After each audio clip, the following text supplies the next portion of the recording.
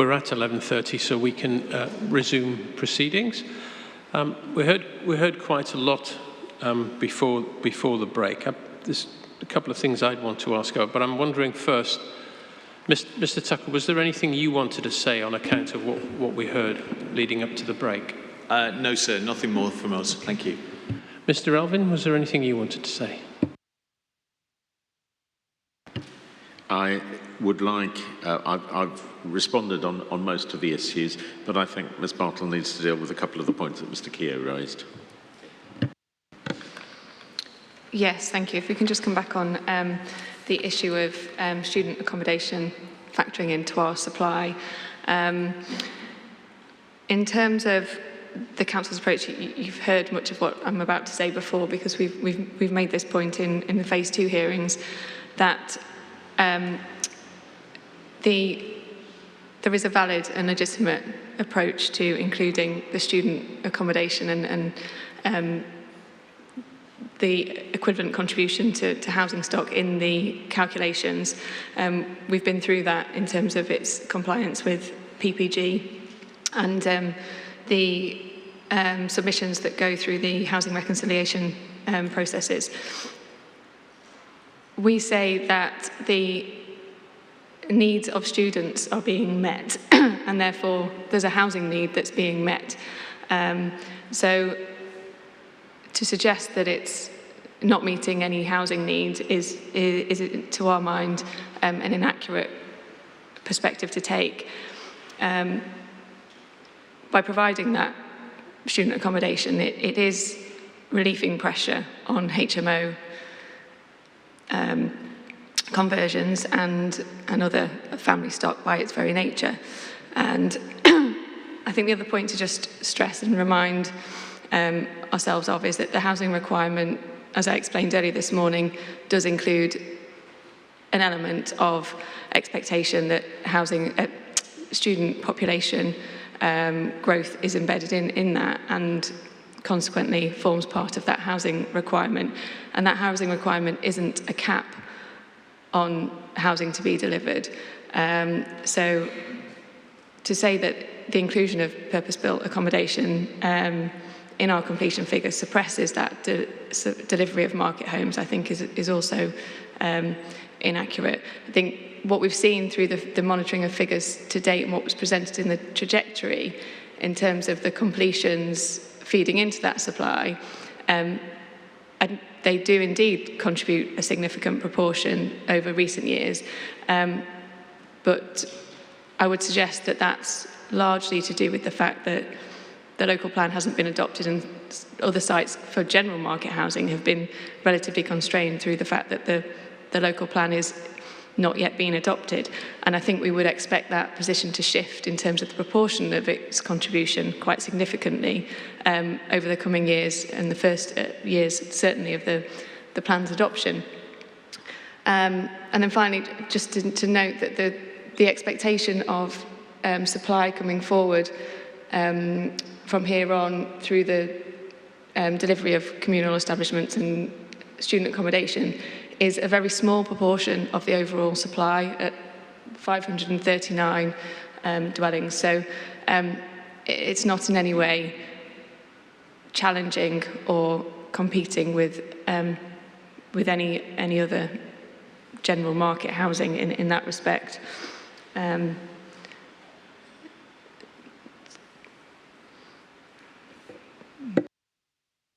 Thank you. Now, there's a number of nameplates gone on end in response to that. Can we be brief, please? Councillor Pavlovic.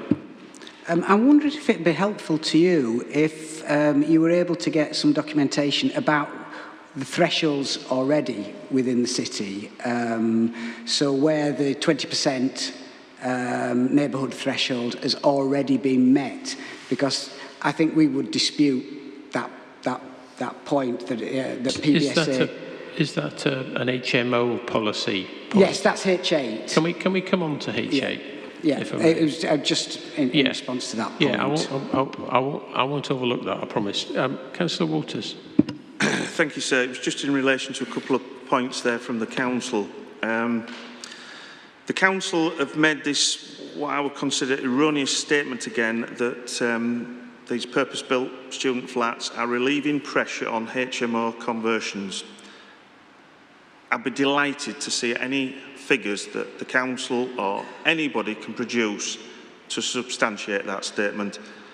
I've got figures that which we'll bring up this afternoon that completely refute that. And then the statement made about these public, these off-site student flats aren't suppressing the delivery of market homes.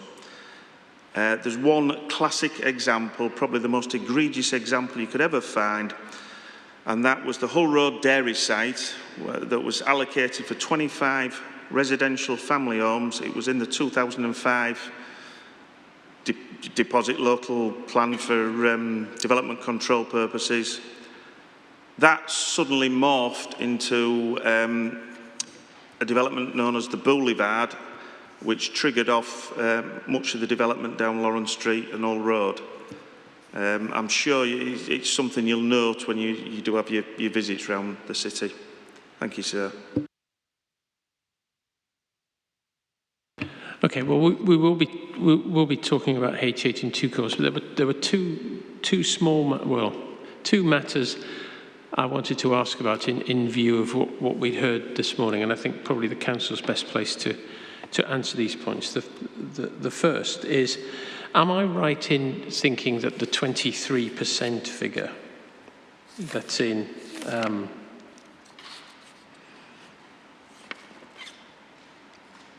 that relates to Campus East, that comes from the Secretary of State's decision?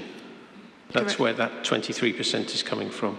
In terms of land use, yes, it does, yes. I wanted to be absolutely clear about that. That's what I thought, but I wanted to be sure. And the other point was about PBSA and affordable housing contributions. We heard a little about that before the break. The council's doesn't seem to me in the plan to be suggesting that PBSA should make those contributions, but perhaps you could help us with why that is. Because national guidance suggests that we don't, and that's the position that the council has maintained and taken, and not progressed an alternative approach in line with that. Is that national guidance in the PPG? I thought you might ask that. I'm not going to ask for a reference, I promise. I believe it is, unless someone advises me otherwise. Well, perhaps we can come back to that then. I'll leave that question. I'd be grateful, thank you, yeah. It's unfair to spring it on you. I know I don't know the PPG like that, so... I'll spring it on Mr. Henderson, as I say. We'll come back to it. Mr. Tucker, then, I'll come to you and let's talk about St John. Thank you, sir. Can I just make a comment on those 2 points that you've just raised, if I may?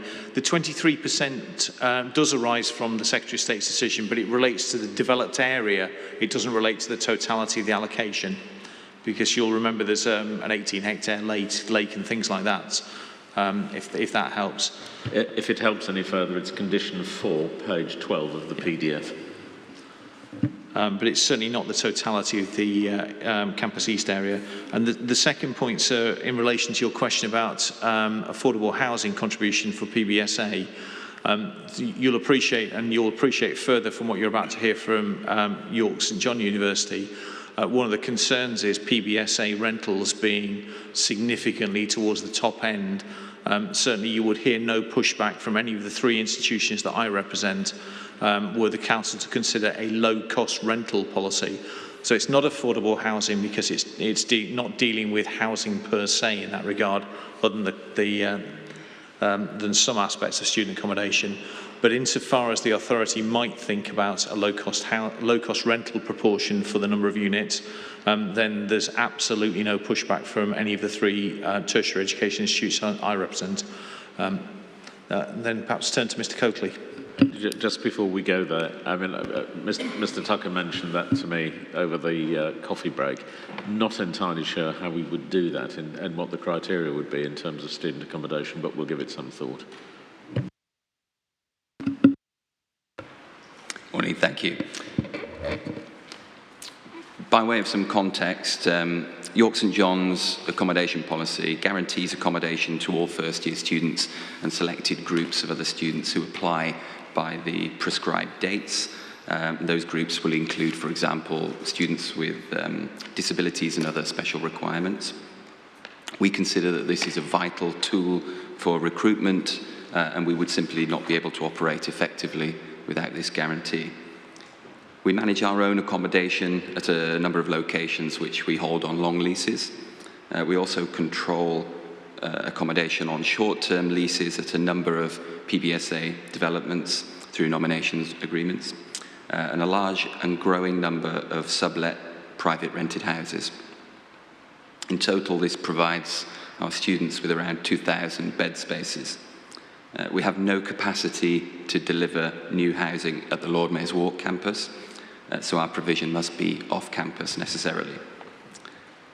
The university's recruitment of students from lower income families and students with registered disabilities is significantly above the national average. As a result of that and a general duty, it's crucial to us, therefore, that the cost of accommodation to our students is minimised. And therefore, as with a number of universities, we've agreed a maximum target ceiling on accommodation costs as a percentage of student loan payments with our students' union. And in some cases, that is already resulting in the requirement for us to subsidise rents in order to keep those agreements in place. For students who are not in our controlled accommodation, the options for them are to commute or to arrange accommodation with independent providers of PBSA or elsewhere in the private sector. Generally speaking, an HMO is the most economical of these options for them. And although the PBSA market includes a range of accommodation options, of which, by the way, our view is that only some are even potentially suitable for considerations or discussions around anything approaching 106 agreements. A significant proportion of the recent development and development that we understand is in the pipeline, it has been for high-end units with a significantly higher proportion of more costly studio flats. These are simply not affordable for many of our students, and it's an increasing problem that we see across York, which has led to the need for us to subsidise some of these costs in order to guarantee our accommodation offer. We see little attempt being made to steer the delivery of affordable student housing as part of the planning process or as part, indeed, of the local plan. And we're now seeing, for the first time, PBSA being marketed at rents of over £14,000 a year for a one-bedroom studio. We're repeatedly used as justification or evidence of need in successful planning applications for such developments, but that's being undertaken without any consultation with us, and we do see that there's an urgent need for the plan to address this problem of affordability. In relation to the specific need for student housing, we're bringing forward around 215 bedrooms at a new Peppermill Court development, which should be programmed to be ready for the 2024-25 academic year, subject to planning permission. We're also looking at options for Heworth Croft, which is allocated in the plan for student housing as site SH1. Beyond this, further provision by the university is dependent on whether we can acquire our own sites or obtain further nomination rights on additional PBSA developments. And obviously, alongside that, the practicalities of funding and delivering that provision. So, as I touched on yesterday, we project that over the next 4 years to 2025-26, the total number of York-based students at York St John University will increase from around 6,500 to just under 10,000. The total demand for accommodation from those students will increase from just over 5,000 to about 7,500 bedrooms. And taking into consideration the accommodation that is currently provided by the university, that means that the total demand for the private sector accommodation from our students will increase from about 3,400 to 5,200 bedrooms in that same period. I thought it was worth making the point that that expansion of York St John and the other educational institutions we see as a fantastic success story for York's economy, employment, high quality employment, the volunteering efforts that our students are engaged with, the community services we deliver, the business startups. But clearly those figures are in stark contrast to the more modest growth figures assumed by the Council in its hearing statement for Matter 3. And regrettably, the Council hasn't actively engaged with us in relation to our growth projections or our concerns in relation to student housing in the intervening period. It's also worth making the point that a lot of the discussion around student housing is framed in quite negative terms. We don't view student housing as the root cause of a lot of these concerns.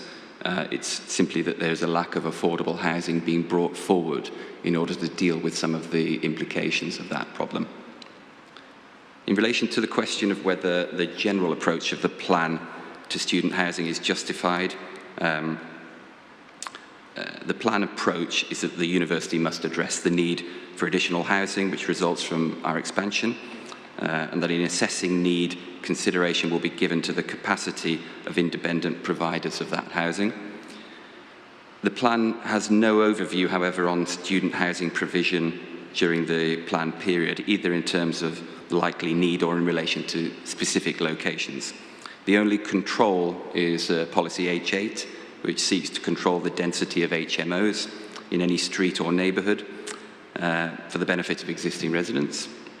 It also doesn't seek to address the growing need to provide the lower cost student housing that I referenced earlier.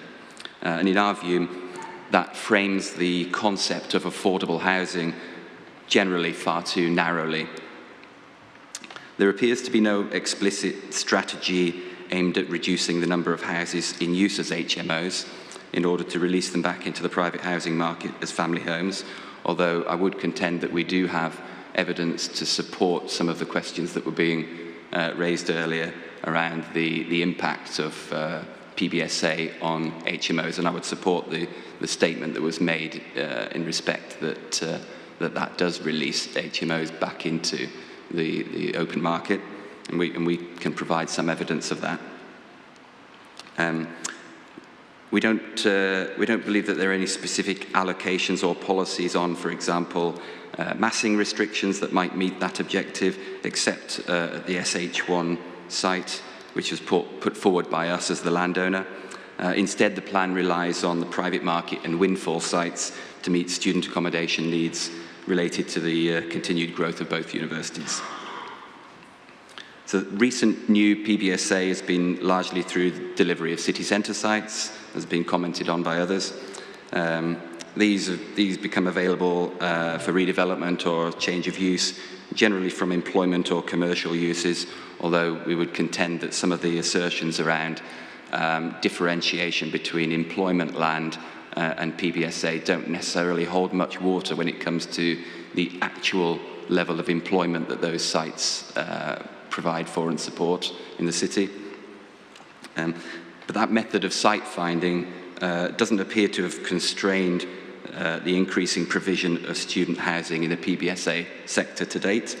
But our view is that constraints imposed on massing combined with high land prices will continue to drive developers towards the higher end of the market in order to secure the investment return.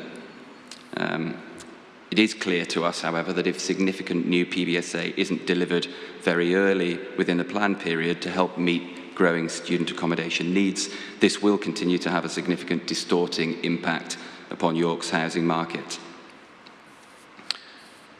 Our view in relation to policy H7 is that it is not unreasonable, but it does have a narrow sphere of influence. The university is required to address the need for additional housing resulting from its future growth, but the policy makes no comment on how and where it's anticipated that this will be provided, and therefore the delivery will depend upon the ability of independent providers to meet the demand. Where there's existing adequate provision to relieve pressure on the private rented sector isn't addressed at all. We believe that the weakness of that approach will become, in some cases, painfully clear when the full effect of rising interest rates, labour rates and construction materials flow through to forthcoming development proposals. So, in relation to the whether that policy will adequately address the need for student housing, we don't believe that it can, and it doesn't seem to be intended to proactively address the need for student housing. Instead, it simply seeks to constrain and control the details of schemes that happen to come forward. The allocation of the Heworth Croft site, the SH1 site, for student housing is welcomed, and that will contribute to meeting the need. But this can't be addressed by a single allocation unless the wider site there becomes available and a favourable approach to scale and massing is more explicit in the plan.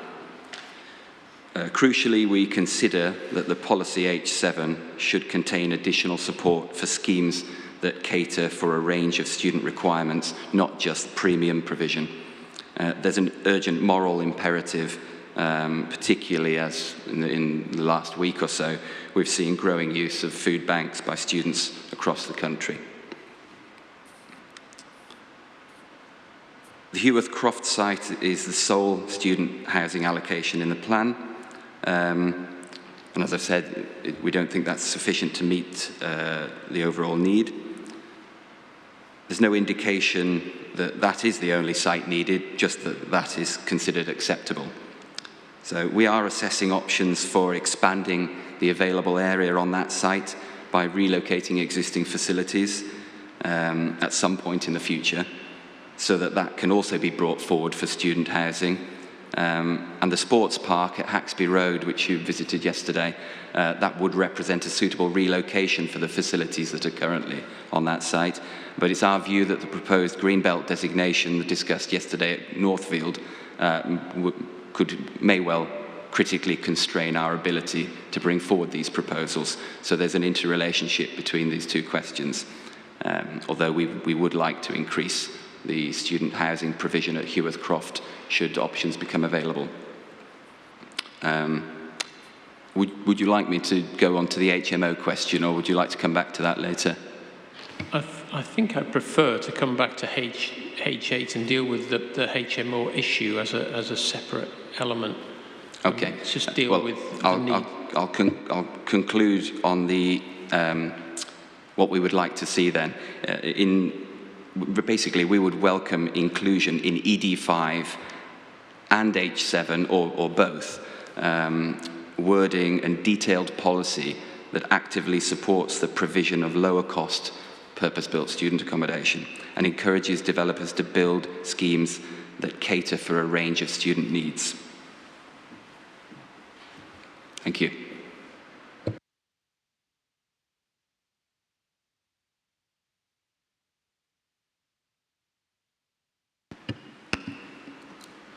Thank you.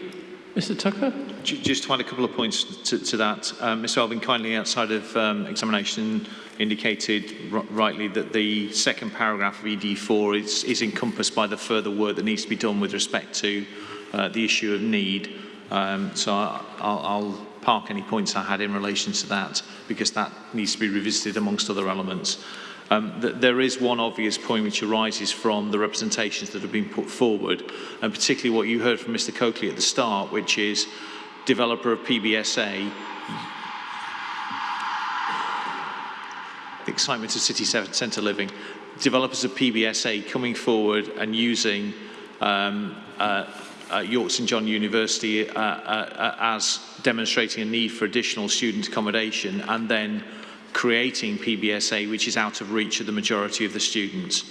Now, that may be in part a development management issue, namely that if you purport to justify a consent on the basis of a need, that you should then be required to be meeting that need, not simply not be tied by a 106. And that self-evidently, that's a matter for lesson learning for the future.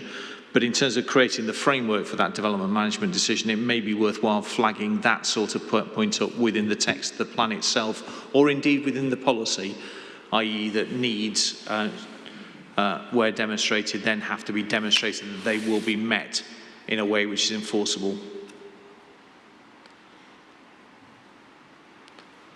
One knows, for example, that in London, that there are requirements as a matter of first principle for nomination agreements to be in place in respect of the promotion of PBSA, so that essentially it's covered by the individual institutions, that they will have secured that requirement behind the scenes. But from the planning perspective of a non-nominated scheme, one that's not controlled by a nomination agreement, then some mechanism to ensure that developers are held to what they say that they're promoting seems to be a sensible way forward.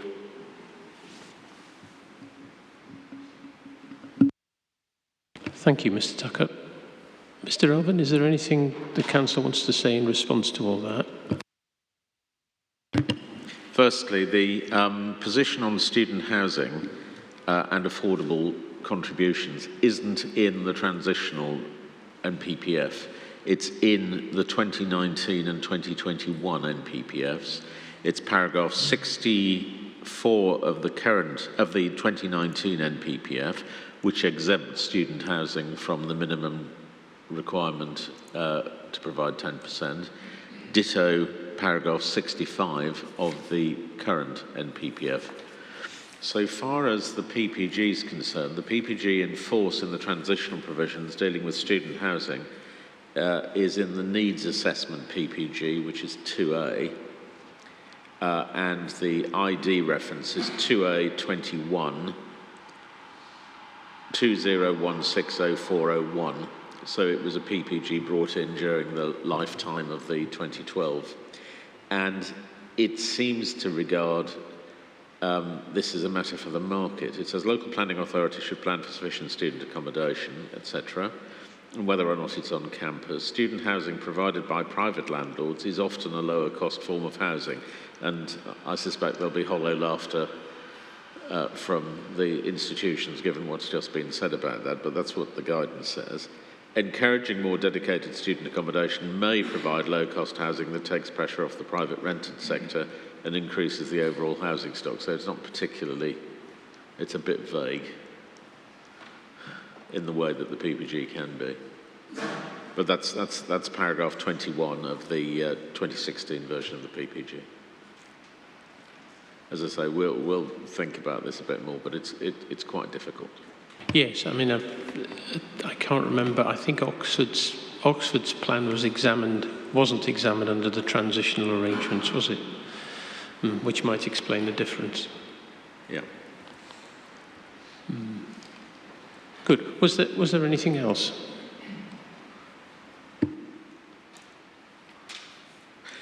I mean, there is. I mean, Mr. Tucker's quite right. I was just pulling up the London plan. The London plan does require does in the student housing policy address the issue of nomination agreements to be in place. I mean, maybe it's something we ought to look at as well when we're looking at the criteria.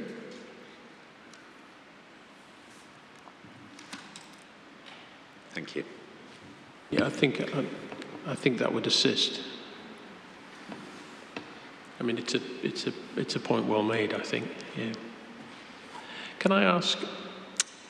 And it's a question I'm going to be asking next week as well about the way the allocation SH1 is dealt with in the plan. Am I reading the plan that the allocation is shown on the map, but then when it comes to dealing with any application that results from that, you would be relying on general development control policies in the plan to assess it. It doesn't have its own policy in the plan, and I wondered about that. Yeah, is there a policy that actually allocates it?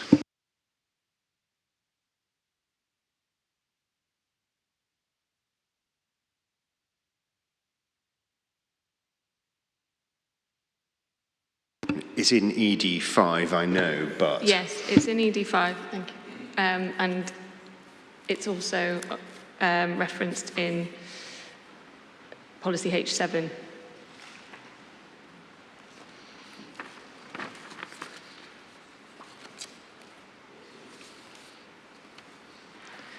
So in terms of the way in which proposals that come forward on that site would be considered, as I say, H7 gives it the allocation. The criteria underneath that, which relates to all proposals for student accommodation, would be form part of the consideration, though clearly the need would not be required because it's been allocated. And then, as you alluded to, is the case with some of our non-strategic housing sites. The expectation is that there is no requirement for bespoke or specific policy because it's sufficiently dealt with by the breadth of policy within the plan and the main development management and design related policy.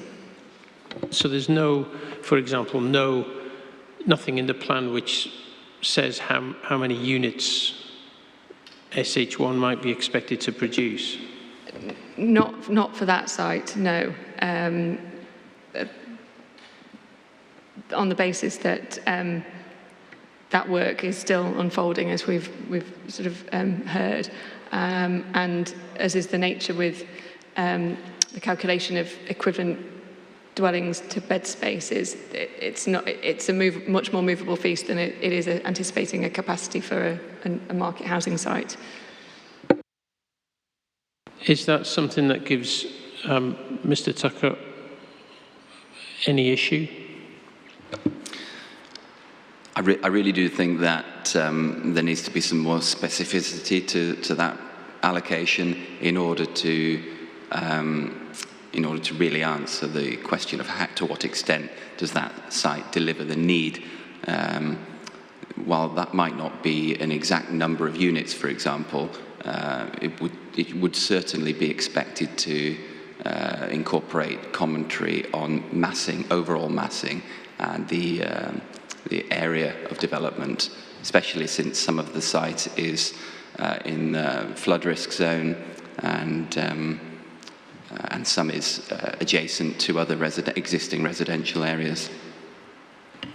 If I can add, even an approximate capacity would be helpful because that then guides development management decisions, and it also guides exactly what the application comes forward for. So even a high level approximate capacity would be helpful.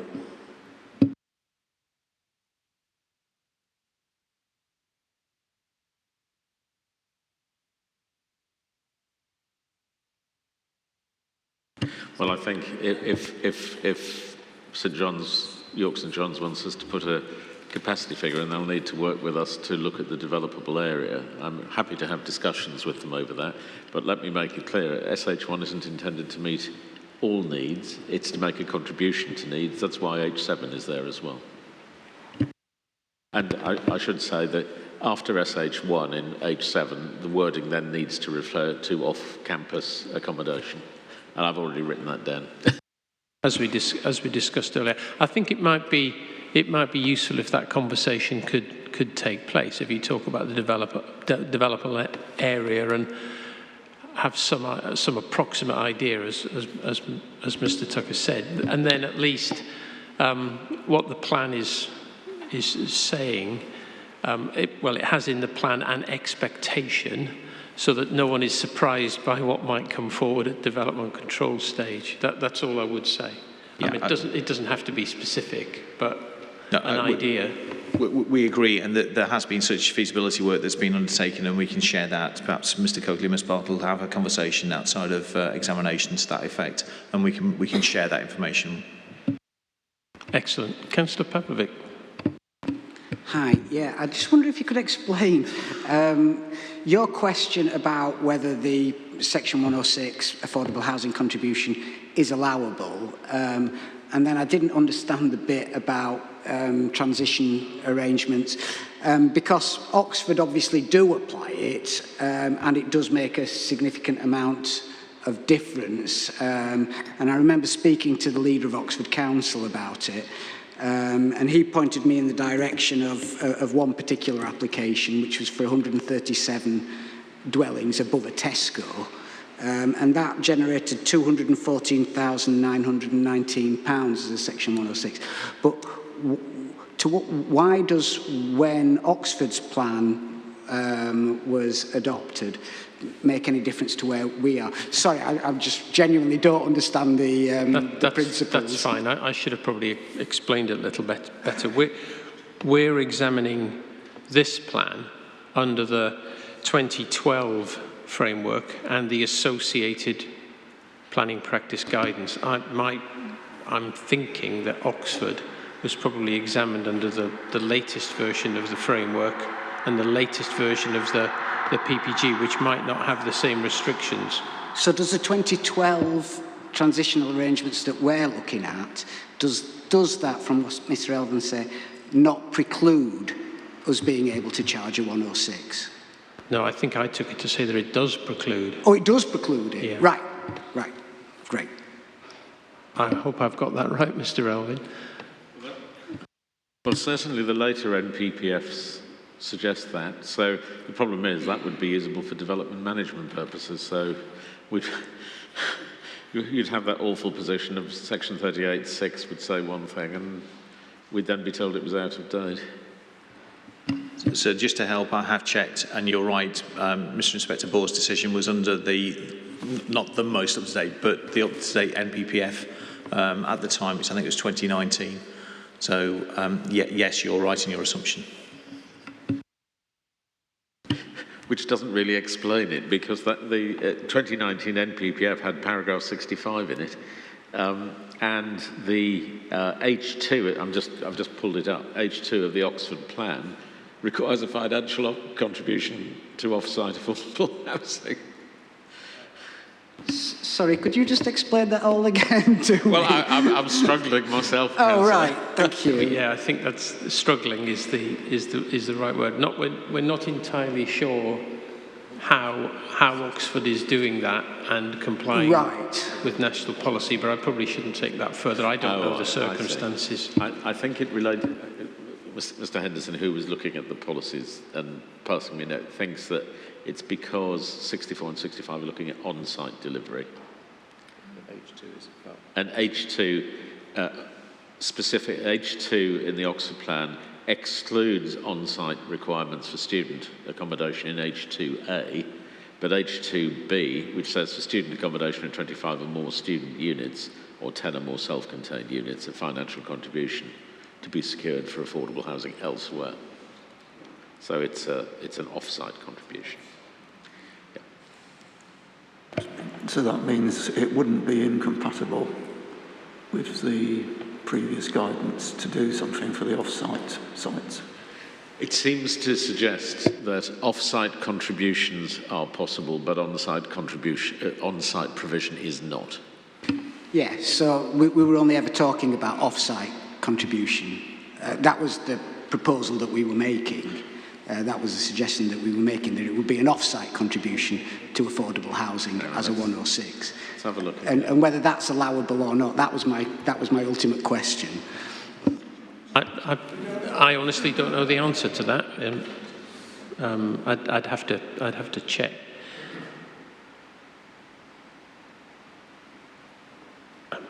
Best thing to do to make best use of time is maybe come back to the matter rather than try and do it right now. Just whilst Mr. Elvin is cogitating, sir, our position is not that we are saying there should be an off-site contribution to affordable housing. Our particular contribution relates to low-cost rental for student accommodation, not to subsidise the general affordable housing market, if that's not a contradiction in terms. Yeah, I think I'm understanding that your point was about developers of PBSA pitching the cost up here when you prefer it to be down here. I understand that point. Yeah, That's a different I think we've point. got that. But also that regardless of whether it's in accordance with national policy, there are different types of PBSA developments. So, for example, the university's own PBSA is not in any way a commercial development. In fact, we run them at a loss in order to maintain low-cost accommodation for students. Okay, perhaps we can come back to this point if it would assist. Yeah, as long as we cover it at some point before we finish today. Yeah, I'm quite keen to know the answer to that. Yes. Was there anything else we needed to cover in terms of York St John University? I'm grateful, thank you. While that conversation is, or while that investigation is going on in the background then, shall we come on to H8 and the way in which that policy approaches houses in multiple occupation? Now, I've obviously read the various submissions about that, and I think I'd like the council to start off with why it's adopting the position it's adopting.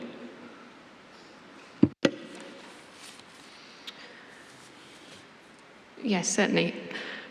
So the policy is very much linked to the Article 4 direction that the council brought into effect back in 2012, and that effectively removed permitted development rights for conversion of C3 dwelling houses to C4, and that particular area that it covered was is the York urban area, and consequently planning permission is now required for those changes of use. So the policy is not a presumption against permitting that that change of use. It really seeks to ensure that the council has some control over where those changes of use take place. And to do that, it applies a threshold approach to consider each application. And that involves a neighbourhood level assessment to which 20% of properties, where less than 20% of the properties are exempt from paying council tax or deemed to be occupied by full-time students.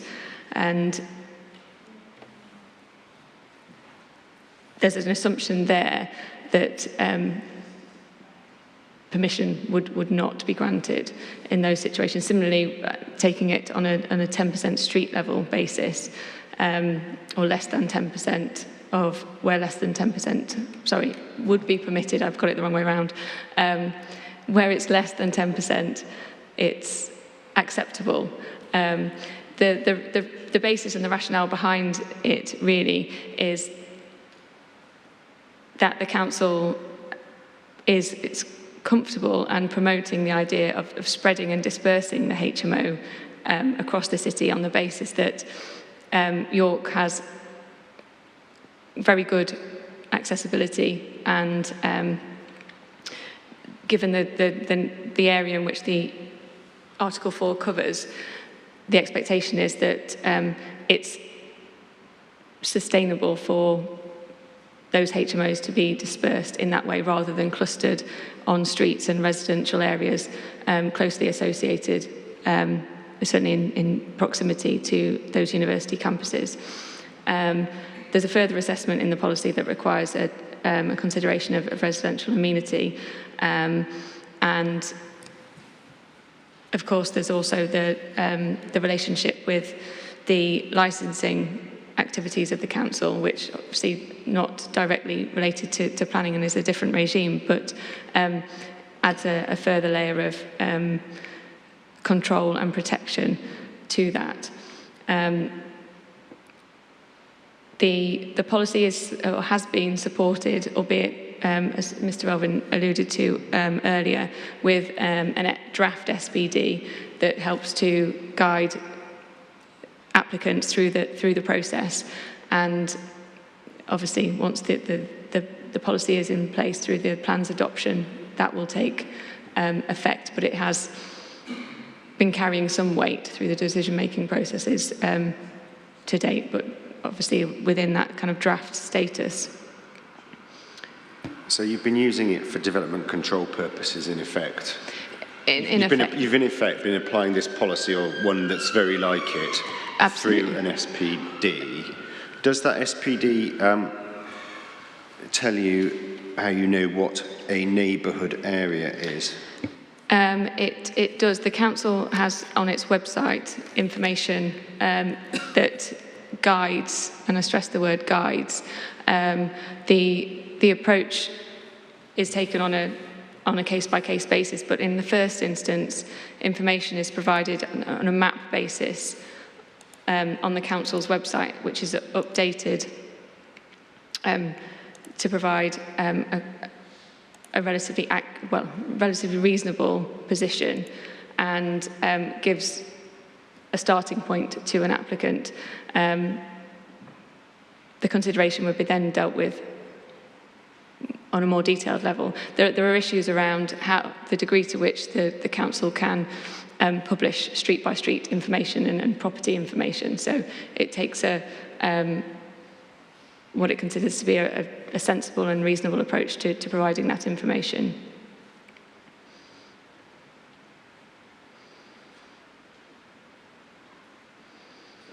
So an applicant can interrogate that map to find out whether the property they're thinking about asking to convert to a HMO is in an area that would comply with the one two or two. thresholds. Yes, quite. But like I say, there's an element of it being not a prescriptive tool at that stage, because of the way the mapping system is set up and the assumptions that feed into it to do with the areas that are used. But through negotiation and discussion with the council's development management team, it is a more definitive position can be drawn. It's worth also saying that the council is considering a further licensing proposal later in the month, which would reduce the licensing down to a 3 occupancy as opposed to the current licensing basis at 5. What that will do in the relationship, and the reason I stress this point here, is that that will provide an improved evidence base to support the implementation of the policy and give the council more accurate information, which can feed into those map-based illustrations.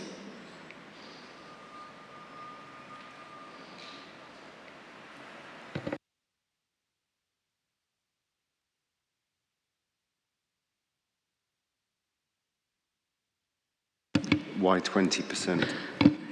The 20% and the 10% were derived through a process of consultation that the council went through, and also a consideration of what other areas were proposing or are proposing and have indeed been proposing, been enforcing, through recent years. So a combination of consultation and assessing what is in effect best practice, in an area which is, quite a difficult and challenging area for the council to manage. The council was seeking to take a proactive approach to it, recognising that the challenges that HMO occupancy has, and the 20% and the 10% thresholds were seen as appropriate basis on which to put the policy, frame the policy.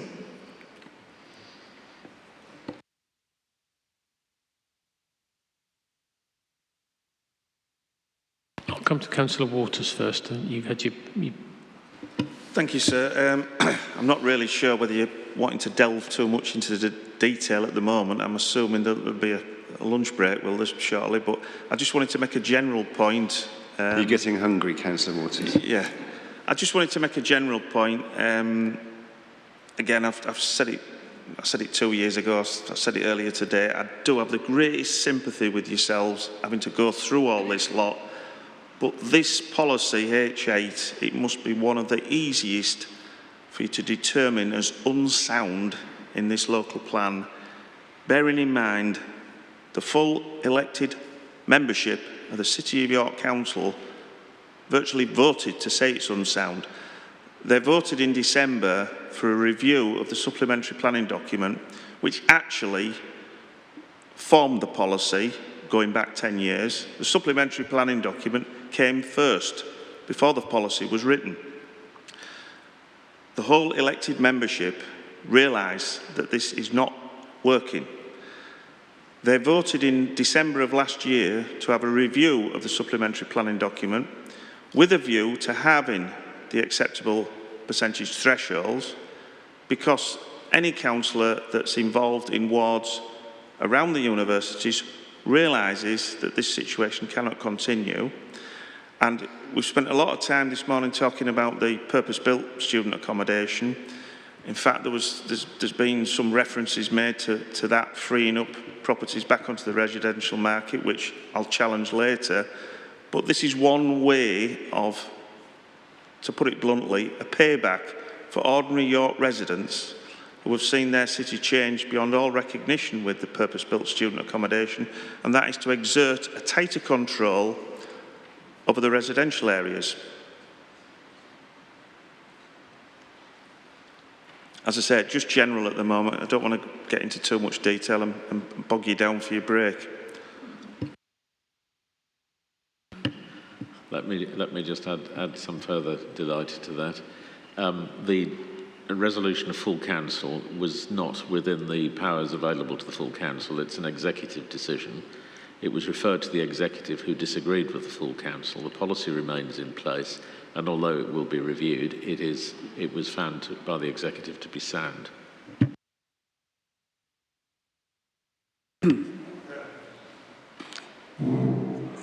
I think we need to challenge that, sir. It was considered that it would interfere with the local plan hearings, and that's why executive said we're not looking into it. I think we were both at those executive meetings. It was this process that said we are not going to look into this because we do not want to tie the hands of anybody at the local plan hearings. So not quite it was sound. They said we do not want to interfere with your process. Councillor Waters? Which is very much what I was going to say, and we were just hoping that this process would give us a bit of guidance as to whether it was acceptable to have a review of a supplementary planning document alongside this inquiry. That's up to the council, it's not up to us. If it's the council's SPD, that's outside the scope of our examination, because it's not for us to examine what the SPD itself actually says. Right, I'm delighted for that confirmation, thank you. Yeah, I mean, to some extent, just to sort of over-egg it slightly to illustrate the point, we kind of don't care what the SPD actually says. What we're examining is what the council is proposing through this plan. And that need not necessarily be consistent with what any SPD that the council has prepared separately says. I'm a bit hesitant to ask this, but no doubt you'll slap me straight down if it is the wrong question. If that supplementary planning document had been reviewed, would it have caused this local plan to have failed, to have been pulled? That is why the executive reached the decision they did, because that's how they were steered. Again, it's not for us to interfere in the council's decision-making in respect of anything that we are not examining, and the SPD is among those things that we are not examining. Sorry if that sounded like a politician's answer. Councillor Waters. No, I thank you for your candour in that, because if there'd been a problem with what I'd said, I'm sure you would have shut me down. So, yeah, I think we all realise where we are with this policy and supplementary planning document, that it does not have any confidence from the elected membership of the City of York Council. May I just come back on a point? Just to make clear that there is no evidence that we've been presented with that justifies us considering a lower threshold. If we look at HMO approvals over recent years, they're relatively small proportion. In 2022 to date, or let's go to 2021, we've had 20, year previous 17, and year previous to that 21. So since the Article 4 has been in play, a total of 226 HMOs have been approved across the urban area. So to our mind, that's a relatively small proportion of the overall supply of housing stock. And as I say, we have no other evidence that suggests that thresholds that are currently being applied and have been used are causing any issues. Of course, the monitoring of the local plan and its requirement to review its policies would take place in any event, and the council does keep a very stringent eye on its housing monitoring and produces an annual update so that there's transparency in all of that.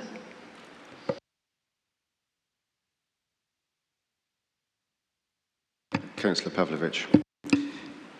Of course, there's no approvals because the thresholds have already been breached. The actual question you ought to be asking is how many council tax exempt properties are there increased? And that was the point I was making earlier. You went from 750 to 850 in 4 years. I'm really sorry, Councillor Pavlovich. But that's the point. I'm very sorry. I was being distracted by that rather irritating bleeping noise. If you could say that again for me, I'd be grateful. So, the number of approvals is low because the thresholds have been met. So if you apply, it's going to be refused because the threshold's already been met. What the actual source that you need to go to is the number of council tax exempt, because they're student HMOs, properties that have increased over that number of years, and it will be markedly higher than the number of approvals, to show that there is an increase in HMO development in areas where there shouldn't be HMO development.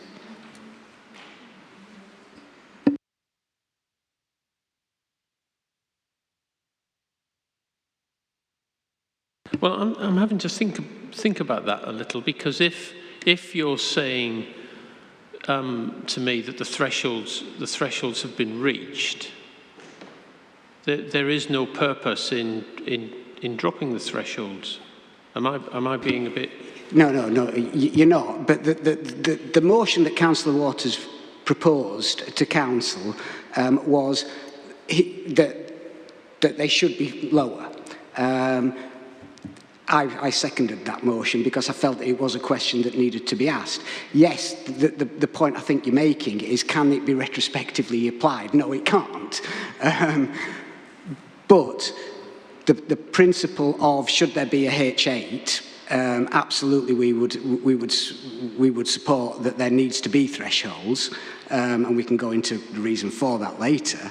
The question as to whether it's should be 20% or it should be 15% or it should be 10% is kind of moot in some respects, because the thresholds have already been breached.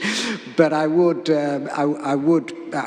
dispute the fact that York has easy access. York has nightmare access, and that's why you won't see HMOs developing in the in places like Haxby or Acomb, because they're so far away from the academic areas that there's no point in creating them, because you'll never get them let, unless they were let to professionals.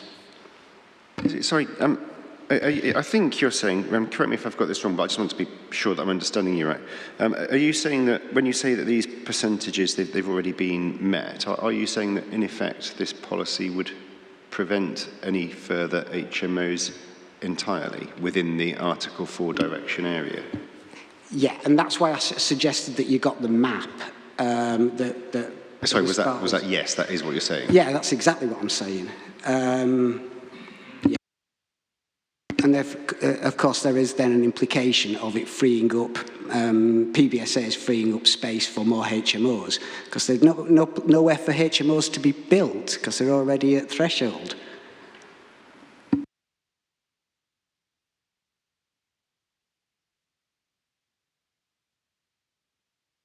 Councillor Waters, I'll come to you and then others.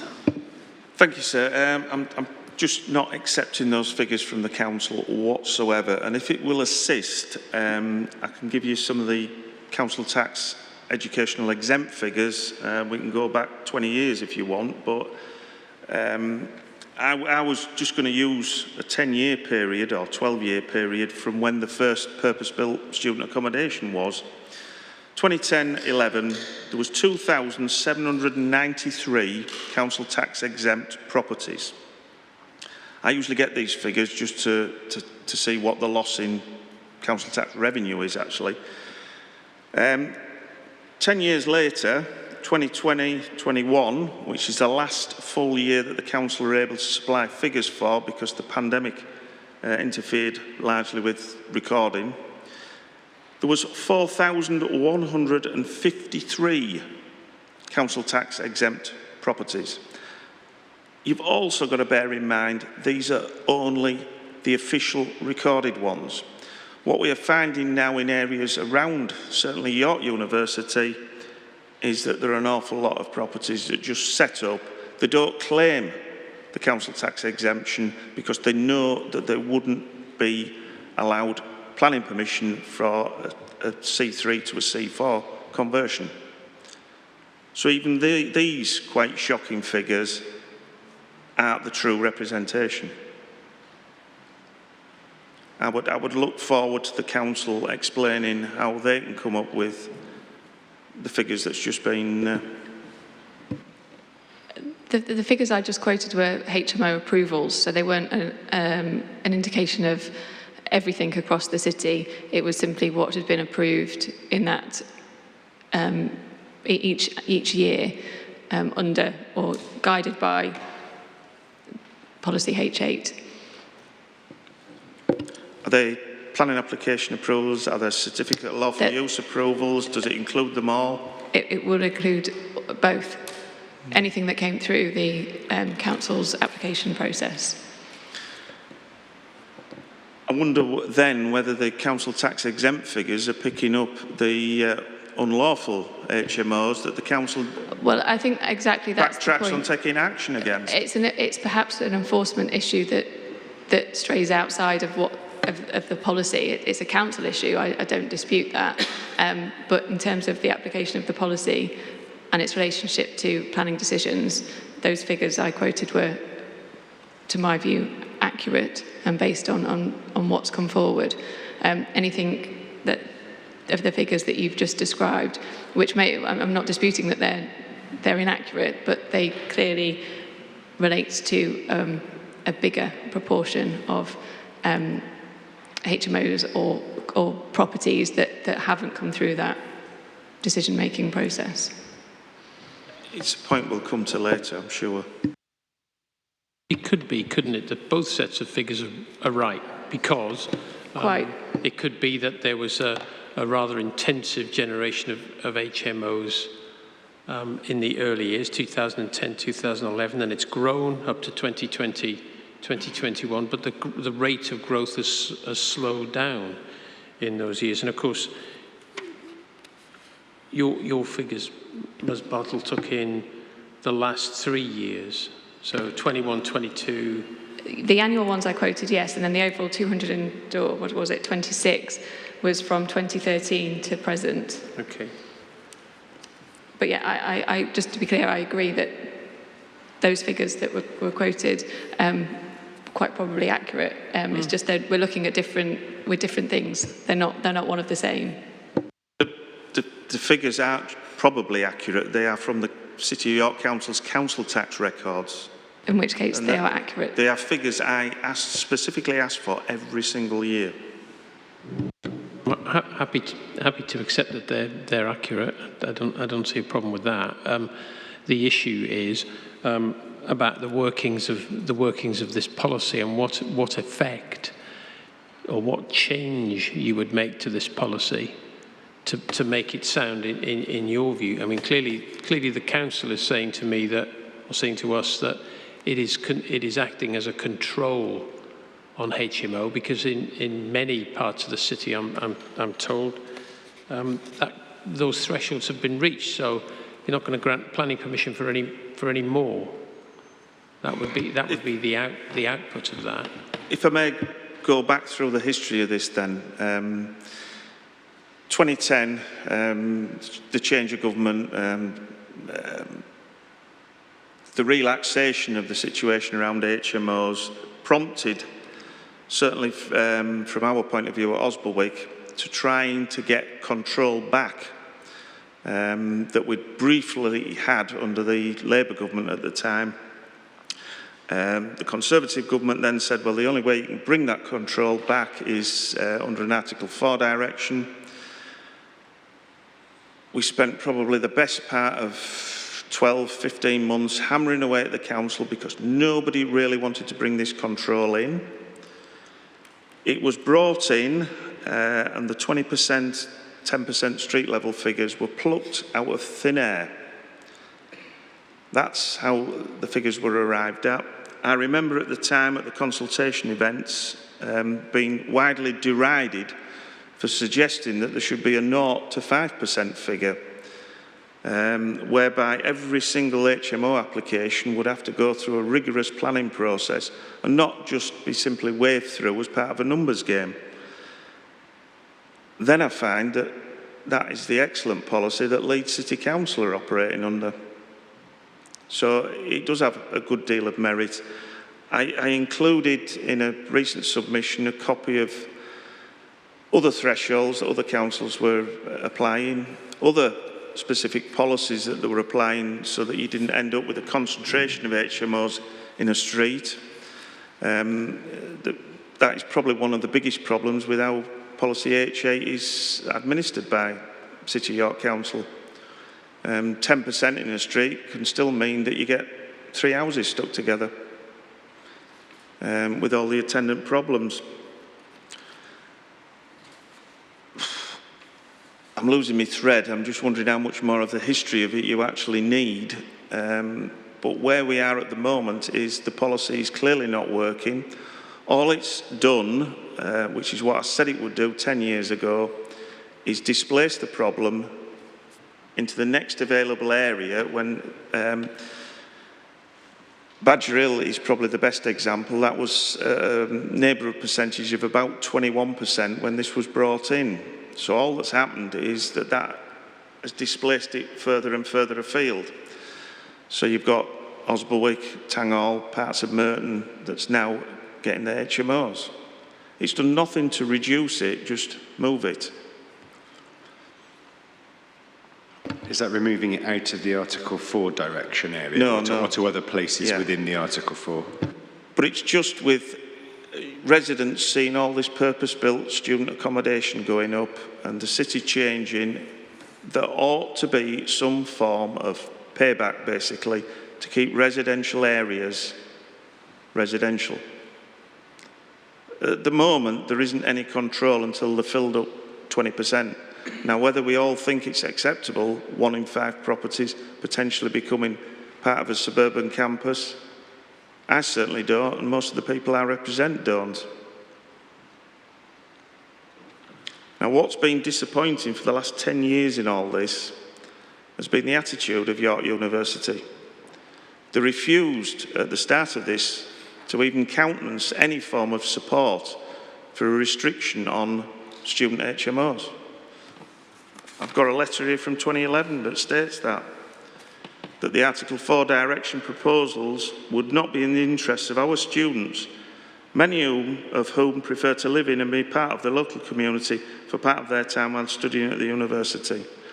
And a lot of this goes back to what was discussed earlier and what is potentially going to be discussed in September. The constraints on the university, we could use the glass analogy again, and it's just spreading the problems of accommodating these students further and further afield.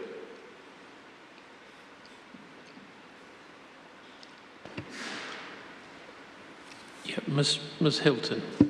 Thank you.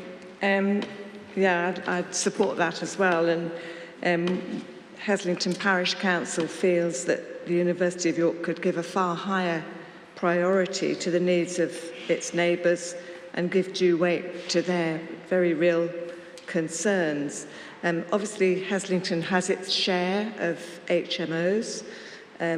We all know the kind of impact that has, the loss of affordable family housing, but also our old friend car parking issues, and the properties can become unkempt. But of course, the overall thing is the effectively living within a student area and the impact that that has on people's everyday lives. And my colleague John Garner is one of the people affected in Heslington. I don't know if you want to say a little bit more, John, to tell people about that. I'm a long-term resident of Heslington, about 30 years now, so I've seen the university development, and I've also I'm also a long-term resident, as I say, 30 years in Heslington. So I've seen all the development go on, and I've seen the increase in students. But I've also observed the impact that additional student accommodation has, whether it's HMOs or newly design and build residences. And we do get a lot of impact by being shoulder to shoulder with the student accommodation. Typical impact is the university run night buses for the students to get back home to the accommodations, and that could be 2 o'clock, 4 o'clock in the morning. So of course the residents of Heslington are disturbed by the bus shuttling around, and then of course you do get groups of students coming off the buses, and they are noisy, and they've been out and enjoyed themselves, which I don't have a problem with, but loud, boisterous behaviour is a nuisance to existing residents, especially older people and families with young children. And I think it's something that should be taken into account, the behavioural impact of increased numbers of students should be taken into account when new building projects for the university are being considered.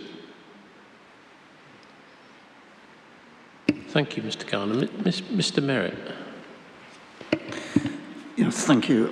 I was going to come back to your original, I think it was in Mr. Barclay's question about the basis of the 20%. I know it's a long time ago. I mean, we were one of the, when we came in 2011, and we were with a commitment to try and deal with the concerns from the rapid spread of HMOs. And undertook the consultation that Mark Waters referred to. I mean, part of that consideration was obviously the impact on particular areas, impact on the viability of local shops, impact on the viability of schools. I mean, we have very clear evidence of the massive impact on reduction in numbers in some of the local schools in Badger Hill and the rest of it at that time. So there was a degree of evidence taking behind the choice of thresholds. I mean, other considerations were, you know, what level of houses in a street is likely to change the character of the street. Will it still feel a residential street, or will in effect that residential feel be lost? So certainly some elements of subjective judgments involved in that. And because of the, you know, we were coming in on the back of the government having, in effect, limited council's abilities to manage HMOs, I think we were also trying to take a balance in terms of what we thought would not lead us to be challenged by judicial review and the rest of it. So I'm not necessarily defending the 20% choice we made at the time, but what I wanted to say is it was an informed, balanced choice. It wasn't picked out of the air. You know, it was a genuine attempt to try and strike a reasonable balance. Mark Waters was also correct. It doesn't necessarily stop the spread to areas that weren't over the threshold over time. But clearly there has been spread. But again, it comes back to trying to achieve a balanced community, trying to maintain the predominantly residential nature of that area. But it may well be that actually a lower threshold is, you know, we should have adopted, well, is right in the light of the experience. But clearly the bigger problem is the policy is not being effectively enforced. Councillor Pavlovich. Thank you.